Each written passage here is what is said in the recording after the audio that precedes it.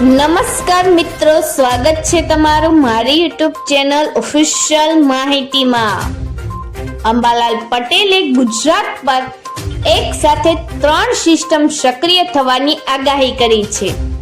તો આ સિસ્ટમથી કયા વિસ્તારોમાં વરસાદ ભૂકા બોલાવશે, આના વિશેની સંપૂર્ણ માહિતી મેળવવા માટે આ વિડિયોને અંત સુધી જરૂર નિહાળજો અને હજુ સુધી મારી ચેનલને સબસ્ક્રાઇબ ના કરી હોય તો સબસ્ક્રાઇબ કરી લેજો।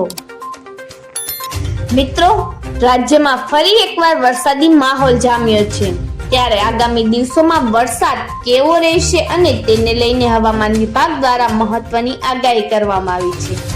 હવામાન વિભાગના જણાવ્યા અનુસાર આગામી 7 દિવસ સુધી વરસાદી માહોલ રહેશે, જ્યારે ખાસ કરીને આજે રાજ્યની ઉપર 3 સિસ્ટમ સક્રિય હોવાથી રાજ્યના વિવિધ વિસ્તારોમાં વરસાદની શક્યતા રહેલી છે। હવામાન વિભાગ દ્વારા આજે 2 જિલ્લાઓમાં રેડ એલર્ટ આપવામાં આવ્યું છે, જ્યારે અમદાવાદ શહેરમાં ઓરેન્જ એલર્ટ પણ આપવામાં આવ્યું છે। મિત્રો, ગુજરાતના માથે એક સાથે 3 સિસ્ટમ સક્રિય થતા ભારે વરસાદની આગાહી કરવામાં આવી છે। રાજ્યમાં ધીમું પડેલું ચોમાસું ફરી એકવાર જામી રહ્યું છે। લાંબા વિરામ બાદ વરસાદની વિવિધ સિસ્ટમ સક્રિય થતા અનેક જિલ્લામાં હળવાથી મધ્યમ તો ભારેથી અતિ ભારે વરસાદની શક્યતાઓ હવામાન વિભાગ દ્વારા વ્યક્ત કરવામાં આવી રહી છે। મિત્રો, હવામાન વિભાગ દ્વારા વરસાદને લઈને મોટી આગાહી કરવામાં આવી છે। હવામાન વિભાગની આગાહી મુજબ ગુજરાત પર એક સાથે 3 સિસ્ટમ સક્રિય થઈ હોવાનું કારણે વરસાદની શક્યતા દેખાઈ રહી છે, જ્યારે આજે ખાસ કરીને દક્ષિણ ગુજરાત, પૂર્વ મધ્ય ગુજરાત, ઉત્તર ગુજરાતમાં ભારેથી અતિ ભારે વરસાદની આગાહી કરવામાં આવી છે, જ્યારે સુરત અને અમરેલીમાં ભારે વરસાદને લઈને રેડ એલર્ટ પણ જાહેર કરવામાં આવ્યું છે।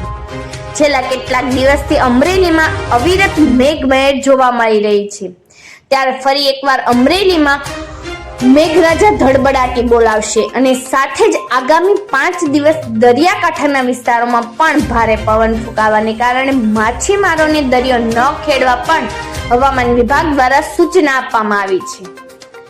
મિત્રો, આગામી 2 દિવસ ભારેથી અતિ ભારે વરસાદની આગાહી કરવામાં આવી રહી છે।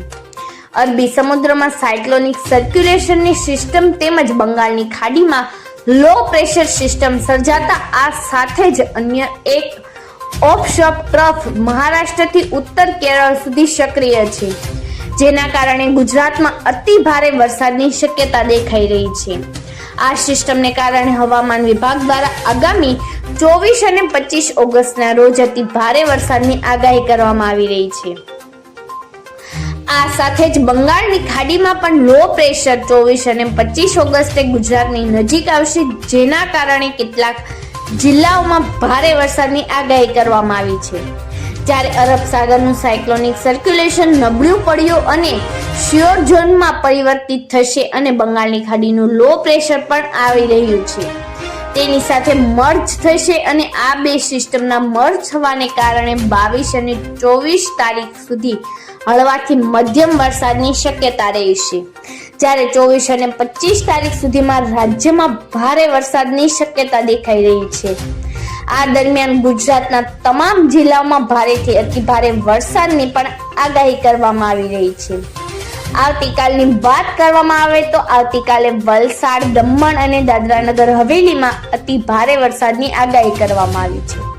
આ સાથે જ કેટલાક જિલ્લાઓમાં રેડ એલર્ટ પણ આપવામાં આવ્યું છે, જેમાં ખાસ કરીને સૌરાષ્ટ્રના અમરેલી અને ભાવનગરમાં અતિ ભારે વરસાદની આગાહી કરવામાં આવી છે। આ સાથે છૂટાછવાયા સ્થળોએ ભારે વરસાદની આગાહી કરવામાં આવી છે। આ ઉપરાંત દમણ, વલસાડ અને દાદરાનગર હવેલીમાં ભારે વરસાદનું રેડ એલર્ટ જાહેર કરવામાં આવ્યું છે। મિત્રો, આવી જ વધુ માહિતી મેળવતી રહેવા માટે મારી ચેનલ સાથે જોડાયેલા રહેજો।